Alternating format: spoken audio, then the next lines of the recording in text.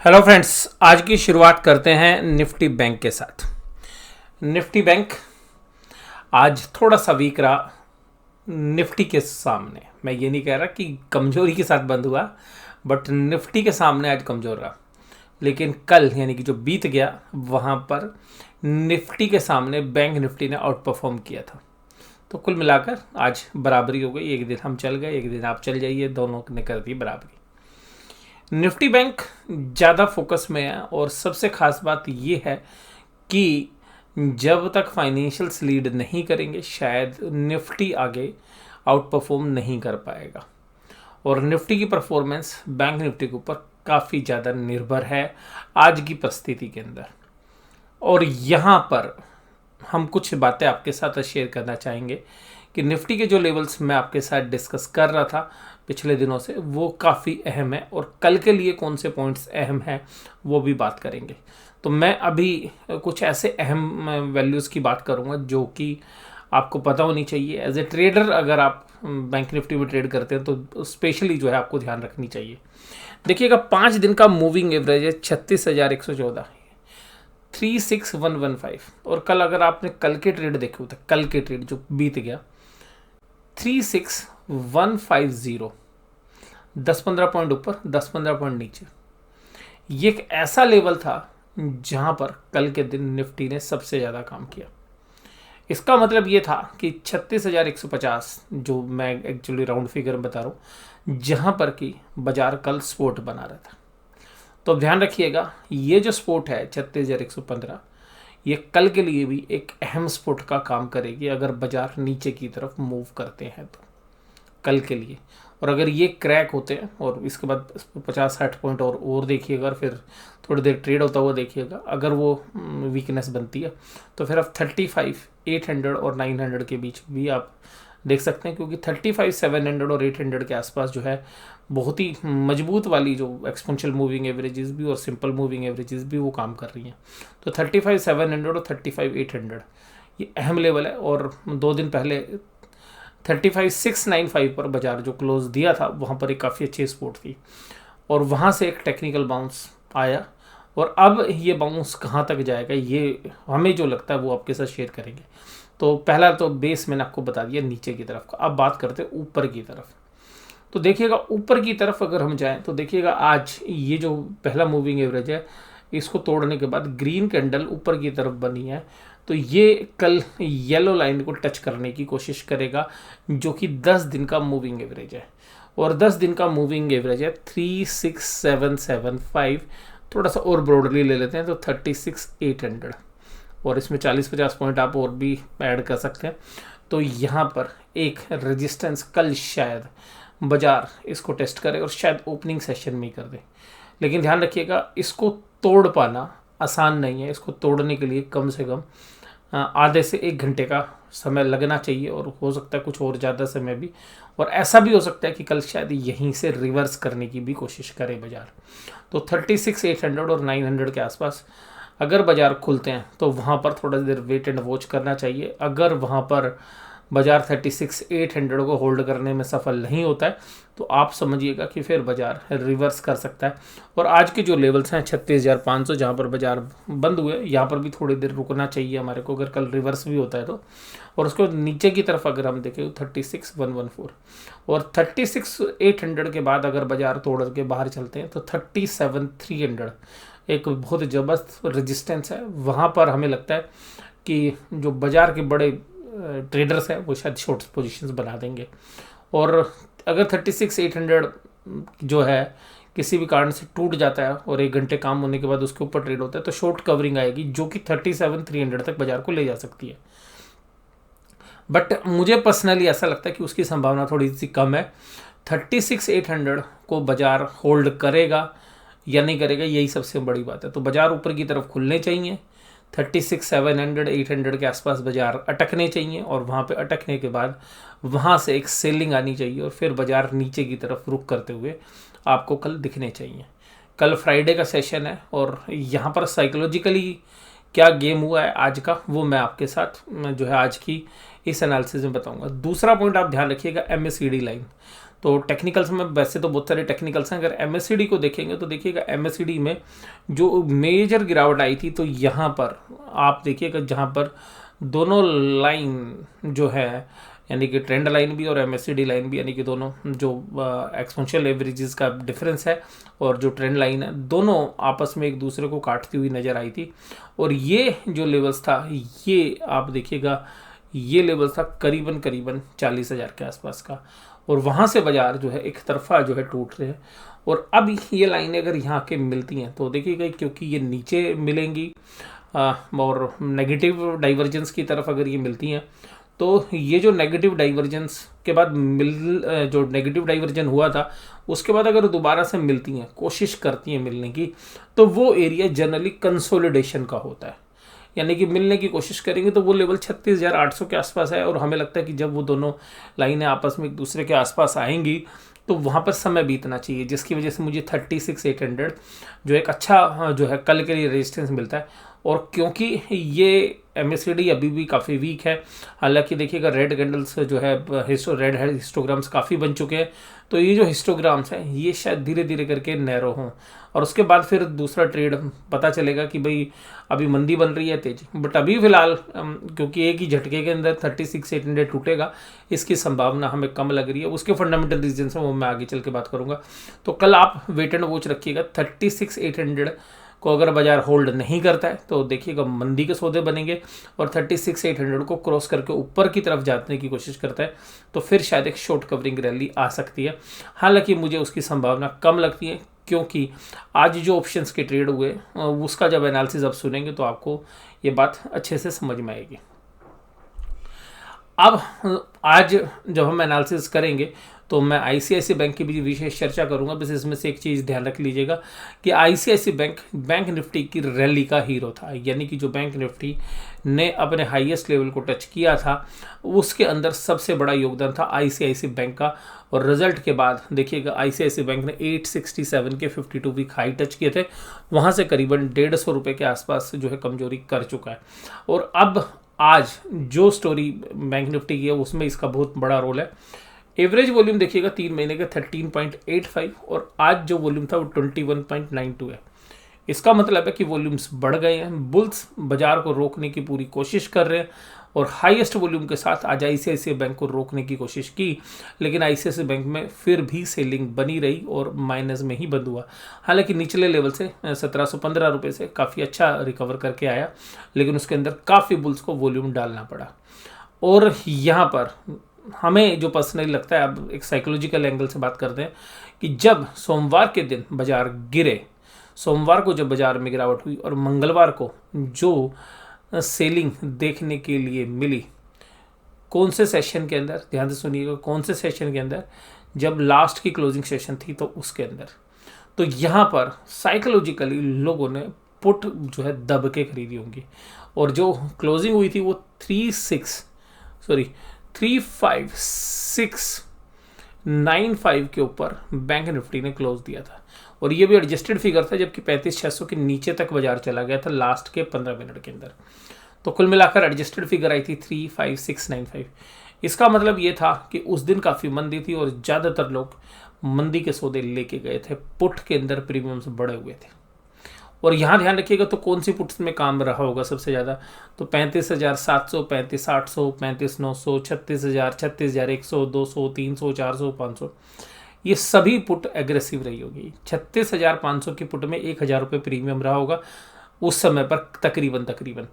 अब वो सारे प्रीमियम और उसके नीचे के सारे प्रीमियम मोस्टली जो ट्रेड करने वाले लोग हैं, मशीनों की बात नहीं कर रहे इंसानों का, तो इंसानों की साइकोलॉजी ये रही होगी और इवन मशीनों की भी, क्योंकि जो एल्गोरिथम्स है उसके अकॉर्डिंगली भी कि बाजार के डेटा ऐसा बता रहे थे कि बहुत ही वीकनेस है, तो ज़्यादातर लोग पुट खरीद के गए होंगे। तो जनरली सेलर्स कम है बाजार के अंदर और पुट खरीदने वाले ज़्यादा है, क्योंकि इंस्टीट्यूशंस या जो अच्छी कैपिटल रखने वाले लोग हैं वही जनरली सेलिंग करते हैं।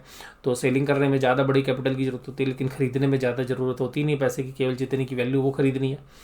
तो उसके सामने ज़्यादातर लोगों ने पुट खरीदी होगी कि बाजार तो गया और इतना नेगेटिव माहौल था। लेकिन पिछले 2 दिनों में क्या हुआ, पिछले 2 दिनों में इस 35,695 को 36,500 पर लाकर खड़ा कर दिया, जो आज का भाव है। इसका मतलब है कि मोस्टली रिटेल इन्वेस्टर्स ने, जिन्होंने साइकोलॉजिकली पुट खरीदी थी, उन सब के पुट के प्रीमियम खत्म हो गए।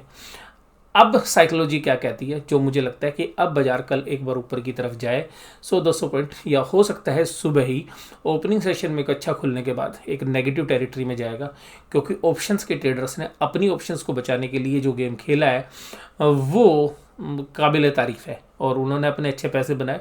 और आज फिर रिटेल इन्वेस्टर जनरली पुट खरीद के बैठे हुए, उनको बेचारों को लॉस हुआ। अब माहौल ये है कि जो भी बाजार के अंदर एक्स्ट्रा पैसे डाले गए होंगे अपनी ऑप्शंस को मेंटेन करने के लिए, और कुल मिलाकर 36,500 के बाद 36,700-800 तक बाजार जाना चाहिए। और वहाँ पर सभी लोग दोबारा से ये सोचेंगे कि यार तो बाजार तेज हो गया, वहाँ पे लोग कॉल खरीदेंगे, और जब उनकी कॉल की खरीदारी पूरी हो जाएगी तो मुझे लगता है कि एक बार कल सेलिंग आ सकती है, और फिर जब सेलिंग आएगी तो लोगों का पुट में इंटरेस्ट बनना चाहिए। तो कुल मिलाकर 1 से 2 दिन जो है ऑप्शंस को खरीदवाएंगे, बिकवाएंगे, और फिर बाद में जो है अपना ट्रेंड जो है वो सेट कर लेंगे। बट कुल मिलाकर अभी भी बाजार के अंदर जो, क्योंकि अभी आज के बाजार देख के बहुत लोगों ने कॉल खरीदी होंगी, अगले हफ्ते में कॉल में स्विच किया होगा, तो उन कॉल के प्रीमियम आज कल रिड्यूस कब होंगे, जब बाजार नीचे जाएगा। तो हमें लगता है कि ओपनिंग सेशन में एक अच्छा सा कॉन्फिडेंस देगा बाजार, और फिर जो है बाद में बाजार ऊपरी लेवल से जो है करेक्ट होना चाहिए। तो जो मैंने अभी साइकोलॉजिकली आपके साथ बात की, और वही जो है टेक्निकल से भी और मूविंग एवरेजेस भी वही कह रहे हैं कि 36,775 के आसपास 10 दिन का मूविंग एवरेज बनता है, तो वहाँ तक बाजार जाना चाहिए 36,800 तक। और फिर वहाँ पर वैसे भी टेक्निकली भी रेजिस्टेंस आएगा, और जो ऑप्शन चेन के ऑपरेटर्स हैं उनके हिसाब से भी देखो तो लोगों को साइकोलॉजिकली आज कॉल में पैसे बनाए होंगे जिन्होंने, वो कल फिर कॉल खरीदेंगे, क्योंकि एक तबका तो ये भी रहता है, क्योंकि सारे लोग तो पुट खरीदेंगे नहीं, बट मेजोरिटी के पास पुट थी और ज़्यादातर कम लोगों के पास कॉल थी। तो अब वो कॉल वाले जो है खरीदेंगे, और पुट वाले वैसे ही डरे हुए हैं, तो कॉल में कॉन्फिडेंस आएगा, और शायद फिर ऊपरी लेवल से फिर दोबारा से सेलिंग आएगी। और देखो इसी को जो है डेरिवेटिव ट्रेड कहते हैं। तो डेरिवेटिव में पैसे बनते और बिगड़ते बहुत तेज़ी से, तो जिनको आज कॉन्फिडेंस आएगा वो फिर दोबारा से कॉल में बैठेंगे, और शायद वही कॉन्फिडेंस शायद ऊपरी लेवल से सेलिंग का ऑपरेशन दिखा सकता है। निफ्टी के बारे में बात करें तो निफ्टी 17,401 जहाँ पर आज निफ्टी बंद हुआ है, निफ्टी है जहाँ पे बंद हुआ है उसने 17,300 की एक माइनर रेजिस्टेंस को क्रॉस करके बंद हुआ है। तो अब जो लेवल है वो कहाँ पर आ रहा है, तो देखिएगा ये जो बात की थी जब बाजार करेक्ट हुआ था, तो मैंने कहा था कि यहाँ पे बाजार रुकना चाहिए। अब बाजार हालांकि रुका नहीं और एक ही झटके में टूट गया, तो मैंने कहा था कि फिर देखिएगा ये नई स्पोर्ट की तरफ 16,800 की तरफ आना चाहिए, ये बॉक्स थ्योरी के हिसाब से। लेकिन ये देखिएगा बाद में इसी लेवल से जब करेक्ट हुआ था 16,800 से, जब इसने बाउंस दिया था, तो मैंने कहा था कि ये जो रेंज है इसके अंदर, इस बॉक्स के अंदर बाजार काम करेगा।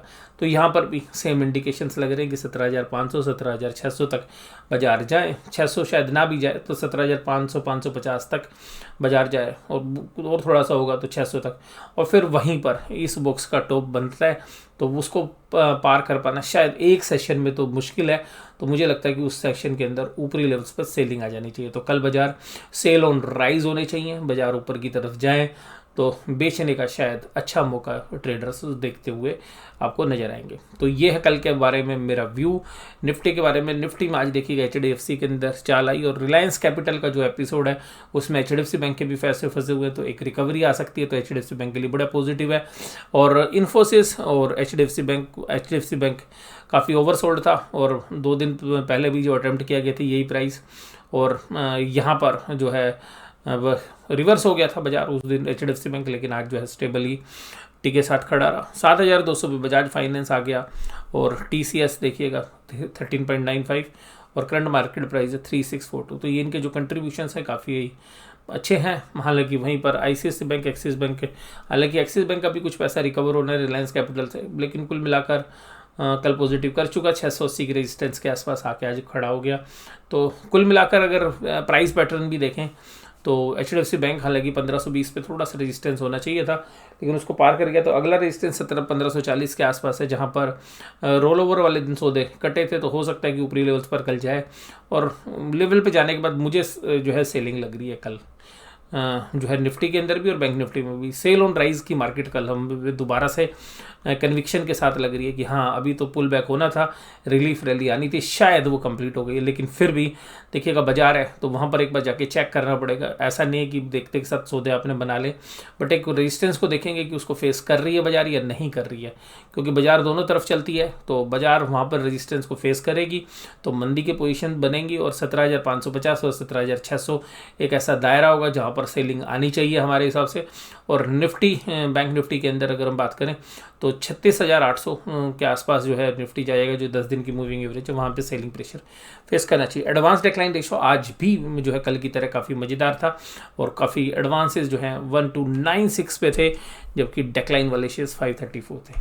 उसके बाद अगर हम बात करें एफआईज की जो सेलिंग है आज घट गई, अरे वाह ये आ गया लोगों को मज़ा कि 909 करोड़ की सेलिंग है बहुत दिनों के बाद और 1372 करोड़ की बाइंग है डीआईआईज के पास। डीआईआईज लगातार खरीदते हुए परेशान हो चुके हैं, तो कल अगर एफआईआईज की सेलिंग नहीं बढ़ी तो डीआईआईज भी आज का डेटा देख के कल शायद अपनी बाइंग को थोड़ा सा हल्का कर दें। तो कल उस एंगल से भी हम देखें कि कल फ्राइडे का दिन है वैसे भी और वीकली क्लोजिंग है, बाजार नीचे से पुल बैक भी कर चुके हैं तो शॉर्ट्स भी अब शायद इतने ज़्यादा नहीं है और शॉर्ट्स कवरिंग भी हो चुकी है। और कुल मिलाकर ऐसा लग रहा है कि इन डेटा को देख के कि अगर एफआईज की बाइंग नहीं आई, एफआईज की बाइंग आएगी तो देखिए फिर कुछ भी हो सकता है।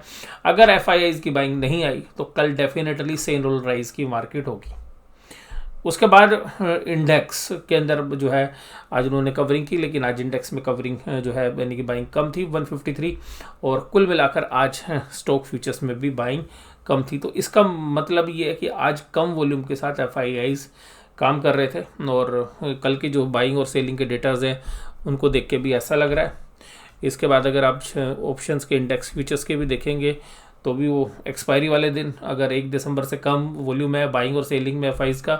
इसके अलावा अगर आप जो है कैश में भी देखेंगे तो बाइज और सेलिंग दोनों के अमाउंट कम थे। तो आज एक लो वॉल्यूम वाला दिन रहा एफआईज के एंगल से, तो इससे कुछ भी नहीं कहा जा सकता कि भाई एफआईआईज कल एग्रेसिव होंगे, बट ये पक्का है कि एफआईआईज अभी थोड़ा सा शायद छुट्टी के मूड में है। कुछ एफआईआईज जिसकी वजह से आपको बाइंग सेलिंग के जो दोनों के अमाउंट्स हैं वो वॉल्यूम वाइज थोड़े से आपको परसेंटेज टर्म्स में कम नज़र आ रहे होंगे, बाइंग के भी और सेलिंग के भी दोनों फिगर्स। तो कुल मिला के ये जो वॉल्यूम्स हैं इनसे इसी तरीके का जो है अंदाज़ा लगाया जा सकता है। वहीं पर अगर आप एफआईआईज के सामने अगर डीआईआईज की बात करेंगे तो डीआईआईज के जो ऑप्शंस हैं, डीआईआईज की जो फिगर्स हैं वो अगर आप देखेंगे तो डीआईआईज तो जो है वॉल्यूम वाइज ठीक थे, वो नॉर्मली जितना ट्रेड करते हैं उस एंगल से, तो ये भी एक इम्पैक्ट करने वाला है। अगर बैंक निफ्टी की बात करें तो देखिए कि निफ्टी बैंक के अंदर भी वही रेजिस्टेंस है। ये पूरा ऐसा एरिया है जहाँ पर कि जो है सप्लाई आनी चाहिए। ये पिछले चार्ट्स हैं आपको सितंबर के जो मैं आपके साथ शेयर कर रहा हूँ, तो वो लेवल्स जो है कल की कैंडल वो भी यही बात कर रही है कि 36,800 36,900 के आसपास एक बार बाजार आना चाहिए। और अगर वो ब्रेक होता है तो फिर तो देखिएगा मैं यही कहूँगा कि बाजार फिर 37,300 तक जा सकता है और 37,300 क्या ट्रेंड भी बदल सकता है उसके बाद। तो 36,800 मेरे लिए बड़ा अहम लेवल है, अगर वो क्रैक होता है तो ऊपर की तरफ, अगर वो क्रैक नहीं होता तो 36,800 36,900 तक आप देखिएगा, वहाँ से हमें लगता है कि एक सेलिंग आनी चाहिए। ये हमारा कल के बारे में जो है नज़रिया बनता है। और रिलीफ रैली आनी थी क्योंकि इतना बहुत बड़ा एक तरफा जो है सेलिंग प्रेशर था। और हमारे लिए अच्छा क्या हो रहा है वो भी मैं आपके साथ आगे बात करूंगा कि हमारे बाजारों के लिए अच्छा क्या हो रहा है।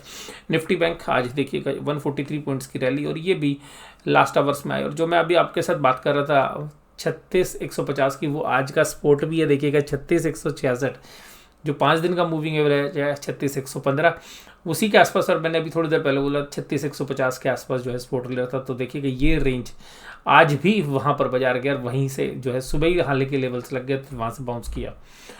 अब यहाँ पर जो रेंज है ये मैं आपके साथ डिस्कस कर चुका हूँ। आज कौन चला? HDFC bank, Kotak bank, SBI, IndusInd, बंधन बैंक, आईसीआई बैंक और एक्सिस बैंक आज छुट्टी पे थे, दोनों कमजोरी के साथ काम करते हुए नजर आए। अदानी पोर्ट्स में आज अच्छी तेजी थी और मैं पीछे भी बात अभी 2 दिन पहले भी कर रहा था कि जो 680 670 के आसपास जो है अदानी के वो भाव आ गए हैं। जब अदानी ग्रुप का पूरा एपिसोड हुआ था, जब कॉर्पोरेट गवर्नेंस से रिलेटेड या जो जिस तरीके से एफआईज ने पैसे लगाए थे वो सारी जो चीज़ें हुई थी, तो मैंने कहा था 686 के आसपास एक अच्छा वहाँ पे टेक्निकल सेटअप था, वो उसके आसपास जब आए थे तो मैंने कहा था कि अदानी ग्रुप की सारी कंपनीज़ में मुझे अच्छा लग रहा है, तो वहाँ से एक अच्छा टेक्निकल बाउंस आप देख सकते हैं। HDFC का मैं बात कर चुका हूँ। पावर ग्रिड के बारे में मैंने जो है करीबन 190 रुपये पे आपसे बात की थी और ये बोला था कि देखिएगा अगर बाजार को नीचे गिराओगे तो कैश फ्लोज के एंगल में अगर सबसे बेहतरीन कंपनी कोई है तो वो पावर ग्रिड है।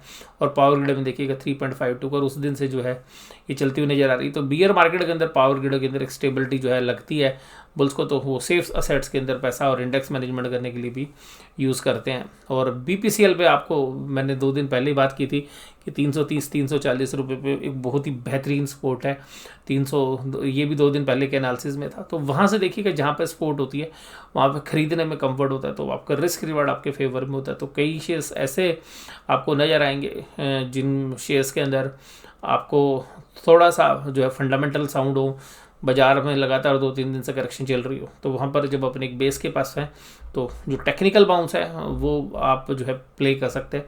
तो बाजार गिरावट में ये जो है सुविधा आपको उपलब्ध कराते हैं। इसी तरीके से देखिएगा आज मैं आपके साथ बात करूंगा ICICI बैंक में। ICICI बैंक में बड़ा सेलिंग प्रेशर जो है देखने के लिए मिला, लेकिन 700 रुपये का जब अगर आपको ICICI बैंक में भाव देखने के लिए मिले तो आप एक इंटरमीडिएट सपोर्ट्स आप मान सकते हैं। तो वहाँ पर हमें लगता है कि ICICI बैंक एक बार पुल बैक करेगा अगर 700 रुपये के आसपास एक अच्छी सपोर्ट है। और इसके बाद अगर 700 रुपये तोड़ भी देता है तो ये बॉटम फिशिंग स्टॉक के लिए कह रहा हूँ मैं, यहाँ से सीधा शॉर्ट का ट्रेड लेने की बात नहीं कर रहा हूँ। जब सीधा 700 रुपये जाए, जरूरी नहीं है कि जाए, 700 रुपये और 680 रुपये के बीच में काफ़ी जबरदस्त रेंज है ये, 20 रुपये की रेंज, जहाँ पर ICICI बैंक के अंदर एक टेक्निकल बाउंस के लिए प्ले किया जा सकता है। 680 रुपये पे जब ये क्रैक किया था एक्सिस बैंक तब भी मैंने कहा था कि यार 680 एक अच्छी सपोर्ट है, वहाँ से इसने स्टेबिलिटी के साथ काम नहीं किया। आप देखिएगा 640-650 के आसपास एक्सिस बैंक में एक अच्छा रेंज है। तो जहाँ पर ये मैं रेंज आपके साथ डिस्कस कर रहा हूँ, ये रेंज भी एग्जैक्टली वो बन रही है जहाँ पर कि निफ्टी का 200 दिन का मूविंग एवरेज है। अगर ये सारे शेयर्स उतना टूटेंगे तो 35,700 के आसपास बैंक निफ्टी पहुंच जाएगा और बैंक निफ्टी की भी बहुत अच्छी सपोर्ट है। तो अब ध्यान रखिएगा 35,700 बैंक निफ्टी में बहुत ही बेहतरीन सपोर्ट है। उसके बाद 35,100 बड़ी जबरदस्त सपोर्ट है। तो यहाँ पे शॉर्ट्स इन लेवल्स पे ना करें जहाँ पर अभी है, वहाँ पे जैसे 36,500 पे बंद हुआ है तो 36,800 के आसपास जाएगा, तो वहाँ से पूरा हमारे को 700-800 पॉइंट का एक शॉर्ट्स का मौका बनता है। लेकिन 36,800 के आसपास ये नहीं कि खुलते के साथ शॉर्ट्स, और अगर हाँ खुलते के साथ ही वीकनेस नज़र आए तो मुझे लगता है कि यहाँ पर भी सेलिंग की जा सकती है। मैं जो भी बात कर रहा हूँ केवल एजुकेशनल पर्पज से आपको एजुकेट करने के लिए कर रहा हूँ। कोई भी ट्रेड लें तो अपने फाइनेंशियल एडवाइजर से सलाह लेने के बाद ही करें। मैं और मेरा चैनल आपके प्रॉफिट्स और लॉस किसी के लिए भी जो है जिम्मेदार नहीं है, और ना ही आपके प्रॉफिट्स को के लिए हम क्रेडिट लेने वाले हैं। तो आप अपना जो ट्रेड करें वो अपने विवेक से, अपनी समझ से ही करें। ऑप्शन चेन अभी देखिएगा ज़्यादा थी नहीं, क्योंकि 9 तारीख की ऑप्शन चेन को आप देखेंगे तो 17,400 जहाँ पर अभी बाजार क्लोज हुए वहाँ पर पुट राइटिंग हुई है 18,800 कॉन्ट्रैक्ट के आसपास, वहीं पर कॉल राइटिंग हुई है 24,780 पे। इसका मतलब है कि यहाँ पर ओपन इंटरेस्ट के एंगल से इस लेवल को रोकने की कोशिश जो होगी। उसके बाद देखिएगा 17,500 पर 18,000 कॉन्ट्रैक्ट लिखे गए। उसी तरीके से 17,300 पर एक मेजर सपोर्ट है जो मैं बोल ही रहा हूँ, 44,000 कॉन्ट्रैक्ट है। तो कल की भी मेजर सपोर्ट 17,300 है नीचे की तरफ। ऊपर आपको एक रेजिस्टेंस मिलेगा 17,500 की तरफ, लेकिन वो कोई खास रेजिस्टेंस नहीं है। जो असली रेजिस्टेंस वो 17,600 की तरफ है। हालांकि वहाँ पे भी ओपन इंटरेस्ट बिल्डअप नहीं हुआ है, लेकिन क्योंकि आज के ट्रेड थे तो आज जो out of the money call या पुट बेचते हैं या थोड़ा दूर की कॉल या पुट बेचते हैं वो कल के दिन में एक्टिव होते हुए नजर आएंगे। तो सुबह का जो 1 से 2 घंटे का ट्रेड है तो यहाँ पे ओपन टेस्ट के जो पैटर्न बनेंगे वो भी आपको देखने चाहिए। बैंक निफ्टी में अगर हम देखेंगे तो बैंक निफ्टी में भी जो ओपन इंटरेस्ट है वो जो है 36,500 पर ही है, जहाँ पर दोनों जगह 14,000 कॉन्ट्रैक्ट ऐड किए गए। तो 17,000 कॉन्ट्रैक्ट पुट में है और 14,759 जो है कॉल के अंदर है। तो दोनों के लिए अभी बराबरी का मामला है। और अगर नीचे की तरफ अगर सपोर्ट देखें तो 36,000 पे पुट राइटिंग हुई है। 16,000 कॉन्ट्रैक्ट में अगर कॉल राइटिंग की बात करें तो हाईएस्ट कॉल राइटिंग 37,000 पे हुई है, 14,600 कॉन्ट्रैक्ट के आसपास। लेकिन फिर भी जो टेक्निकल लेवल्स मैंने आपके साथ शेयर किए हैं वो आप ध्यान से समझिएगा। अगर नीचे की तरफ देखेंगे तो शॉर्ट रेंज में 36,150 के आसपास आपको सपोर्ट मिलनी चाहिए। ऊपर की तरफ अगर हम देखें तो 36,800 पे एक रेजिस्टेंस मिलनी चाहिए। दोनों से में से किसी भी साइड से अगर जो ब्रेक होता है तो आप ध्यान रखिएगा 500 पॉइंट आप दोनों साइड मूव कर लीजिएगा। 36 से 150 मैं नहीं बोलूँगा, 36 से 100 अगर ब्रेक होता है और काम होता है डिसाइसिवली तो फिर नीचे आपको 35,770, 35,780 ये सब एक अच्छा रेंज है जहाँ पर कि मूविंग एवरेजेस का भी टोटल बनता है, तो वो बहुत अच्छी स्पॉट है। उसके नीचे चाहे बाजार एक बार आपको दिखाए, कभी भी वहाँ पे शॉर्ट करने की जो है पोजीशन ना ले, क्योंकि वहाँ पे रिस्क रिवार्ड आपके फेवर में नहीं होगा। हालांकि क्लोजिंग बेसिस पर फिर हम बात करेंगे कि उसके बाद अगले मूव क्या हो सकते हैं। वो फिर अगर ऊपर की तरफ 3600 तोड़ता है तो फिर ऊपर के दायरे देखे जा सकते हैं, लेकिन अंडरलाइन बिजनेस की अभी भी भाई साहब वीक है। और मुझे साइकोलॉजिकल लगता है कि जो ऑप्शंस का सारा ड्रामा था वो हुआ है।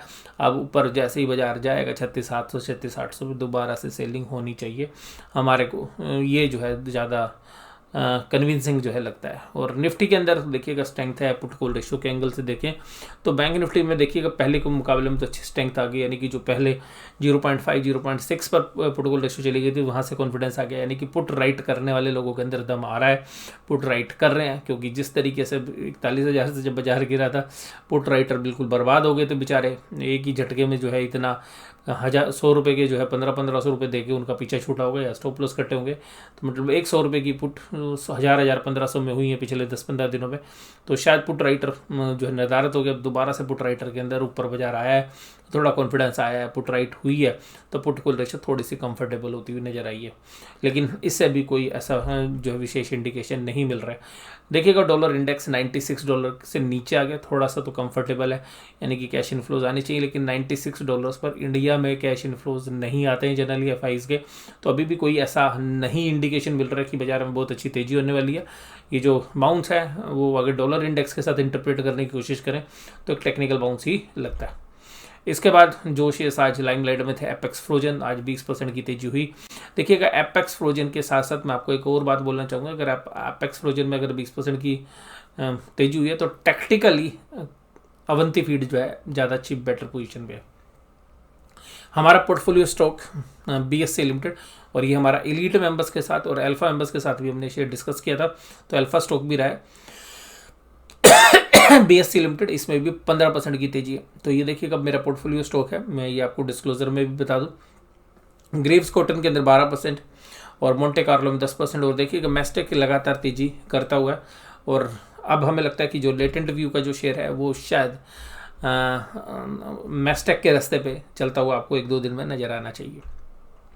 तो उसमें जो कंसोलिडेशन होनी थी लिस्टिंग के बाद की वो शायद हो चुकी है। डाउ जोन्स इंडस्ट्रियल एवरेज देखिएगा कल बहुत बढ़िया डाउ जोन्स चल रहा था, 35,000 के आसपास ट्रेड कर रहा था जब मैंने आपके साथ वीडियो शेयर की, लेकिन लास्ट के घंटे में सेलिंग आ गई थी। तो वहाँ पर जो सेलिंग आई थी वो शायद अब ऑब्जर्व होती हुई, और अब दोबारा से 465 पॉइंट की तेजी डाउ जोन्स में। मैंने आपसे जो बात की थी कि इंडिया के लिए सबसे बेटर क्या हो रहा है, तो इंडिया के लिए सबसे बेटर हो रहा है कि ब्रेंट क्रूड हमारे $80 से $70 आ गया। इंडिया की इकोनॉमी के लिए फंडामेंटली सबसे बढ़िया चीज़ है। और शायद मुझे लगता है कि जो 2 दिन की तेजी हुई है वो भी इसलिए हुई है कि ब्रेंट क्रूड इन प्राइस पे है। तो ऑप्शंस के जो प्लेयर्स हैं उन्होंने भी इन प्राइस को देख के अपनी पोजीशंस मूव की होगी। और उसके बाद जो है हमारी जो GDP के डेटाज हैं वो काफ़ी इम्प्रेसिव थे, काफ़ी अच्छे थे। तो उन सब को मिलाते हुए भी देखिएगा ऑप्शंस के ट्रेडर ने 2 दिन में अपनी पोजीशंस बदल ली, और ब्रेंट क्रूड अभी भी काफ़ी पॉजिटिव है हमारे जैसी इकोनॉमी के लिए। और कोरिया के बाज़ार हैं उनके लिए भी अच्छा है, तो कोरिया के बाज़ार में भी एक स्टेबिलिटी आई।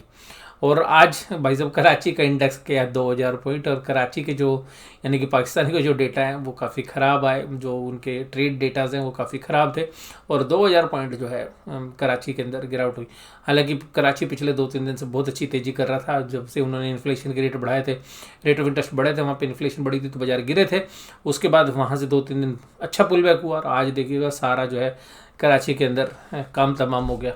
हालांकि देखिएगा उस बाज़ार को हम जनरली ट्रैक नहीं करते, लेकिन हमारे मीडिया में तो जो चीज़ें रहती हैं वो मैं आपके साथ शेयर कर रहा हूँ, या जो बाकी इंडेक्सेस हैं जिनको मैं देखता हूँ या उनमें इतने बड़े मूव्स क्यों आए हैं, तो उनको जब हम ट्रैक करते हैं तो उसके अंदर आज पाकिस्तान की बारी थी, तो पाकिस्तान में एक बड़ा मूव आज कराची इंडेक्स के अंदर देखने के लिए मिला।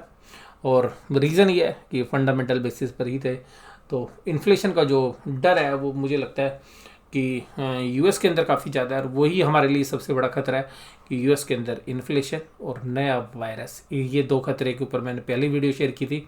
बट कुल मिलाकर अभी डॉलर इंडेक्स $96 के आसपास है, तो हम ये ज़्यादा एंटिसिपेट ना करें कि बाजार के अंदर बहुत बड़ी लिक्विडिटी आएगी। पुरानी लिक्विडिटी जो है शायद अभी काम करती हुई नजर आएगी, और टेपरिंग का जो रिस्क है वो भी यूएस की तरफ से बढ़ता हुआ नजर आ रहा है। तो एक तरफा जो है हम तेजी करने के मूड में नहीं है, पर बाजार जिस तरीके से रिएक्ट करेगा उसी तरीके से मैं आपका अपना एनालिसिस देता रहूँगा। तो वीडियो देखने के लिए धन्यवाद, थैंक यू वेरी मच।